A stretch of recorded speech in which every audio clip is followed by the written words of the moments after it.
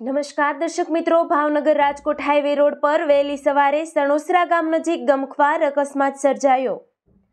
વહેલી સવારે 4 વાગ્યા આસપાસ ટ્રક અને કાર વચ્ચે અકસ્માત સર્જાયો હતો। અકસ્માત એટલો ભયંકર હતો કે આ બનાવમાં સુરેશભાઈ ધાંધલિયા નામના વ્યક્તિનું ઘટના સ્થળે જ મૃત્યુ નીપજ્યું, જ્યારે અન્ય 2 વ્યક્તિઓને ઈજા પહોંચતા સારવાર માટે સિવિલ હોસ્પિટલ ખાતે ખસેડવામાં આવ્યા છે। કારમાં સવાર પરિવાર શુભ પ્રસંગ પતાવીને પરત ઘર પર આવી રહ્યો હતો। એ સમયે અકસ્માતનો બનાવ બન્યો છે। બનાવને લઈ પોલીસ દ્વારા વધુ કાર્યવાહી હાથ ધરવામાં આવી। પરિવારના અલંગ નજીકના મણાર ગામનો હોવાનું જાણવા મળેલ છે।